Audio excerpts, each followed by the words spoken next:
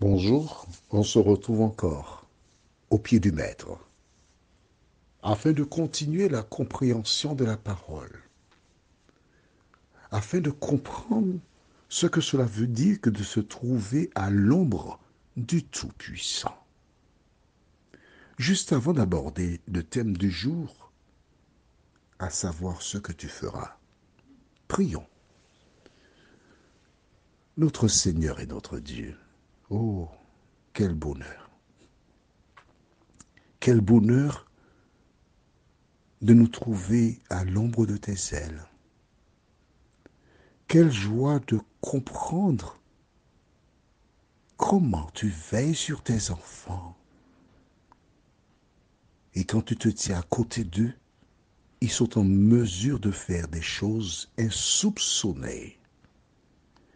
Alors que nous prenons le temps pour étudier le verset 5 du livre d'Exode, chapitre 4, Saint-Esprit, merci de continuer de nous éclairer, de nous diriger dans toute la vérité, et que nous puissions tranquillement prendre conscience de toute la puissance que tu mets à notre disposition, nous t'en prions. Au nom de Jésus et pour ta gloire éternelle. Amen. Rappelle-toi, quand Dieu s'est adressé à Moïse, il lui a fait une promesse. Vois-tu, nous sommes en train d'étudier la parole de Dieu. Ce n'est pas une lecture, il y a une différence. Alors, il faut revenir au livre de Exode chapitre 3.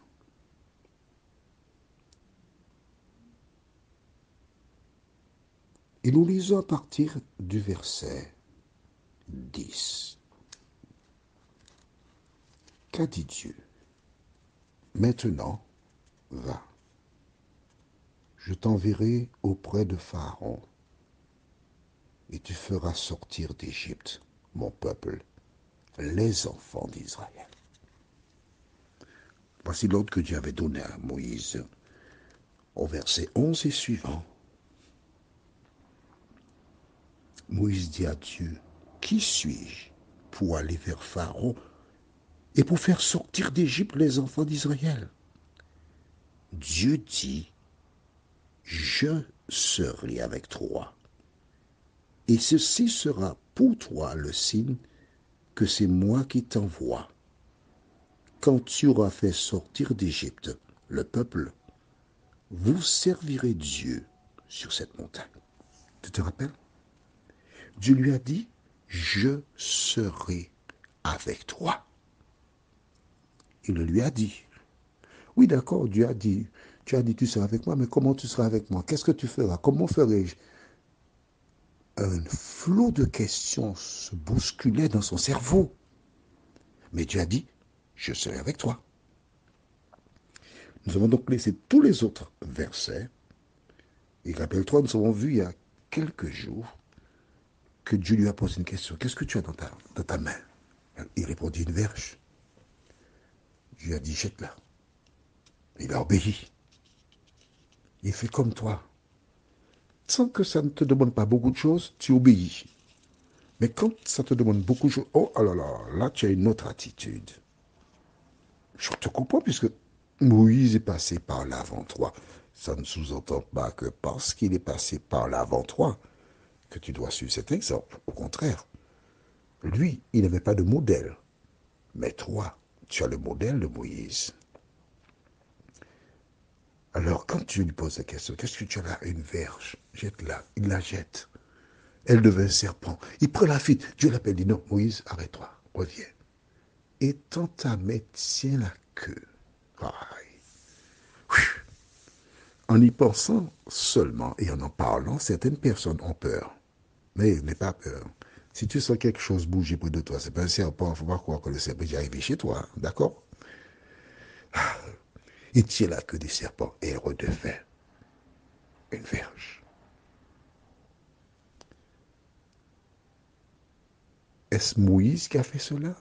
Non. C'est celui qui a dit à Moïse, je suis avec toi. Est-ce que tu as des pouvoirs? Non.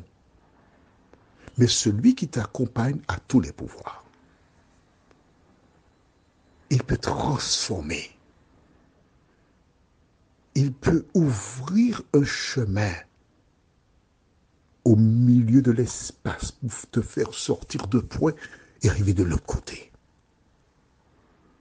Parce que celui qui a dit « Je suis avec toi » est le même qui plus tard déclara aux disciples « Et je suis avec vous tous les jours jusqu'à la fin du monde. » Alors, la dernière fois, donc en l'occurrence, hier, nous avons vu, je relis le verset pour celles et ceux qui arrivent que maintenant, l'Éternel dit à Moïse, étends ta main et saisis-le par la queue.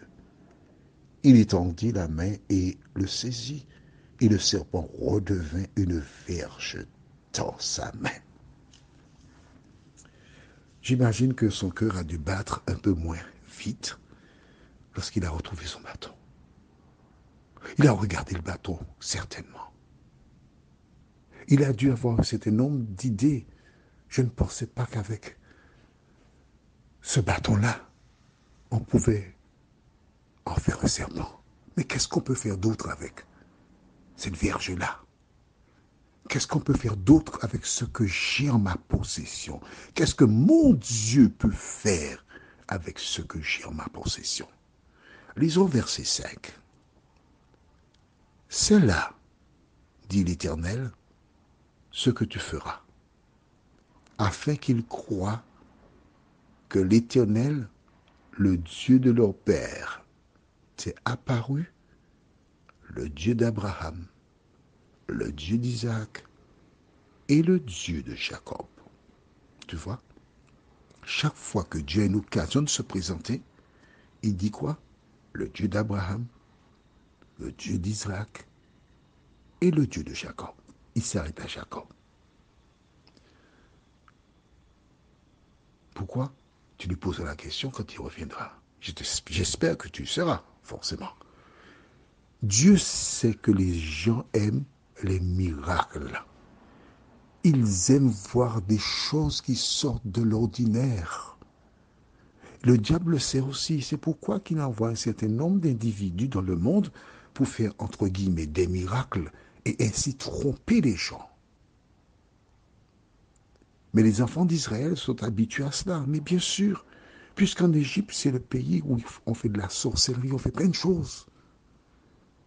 Et dans leur cerveau, il est tout à fait légitime que lorsqu'il y a une puissance supérieure, que l'on fasse un miracle, qu'on fasse quelque chose. Pourquoi?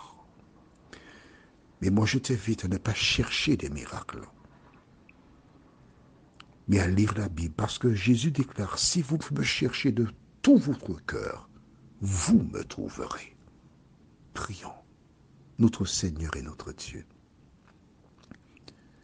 Alors que nous approchons de la fin des temps, nous apercevons parfois des personnages dans le ciel et toute espèce de manifestation.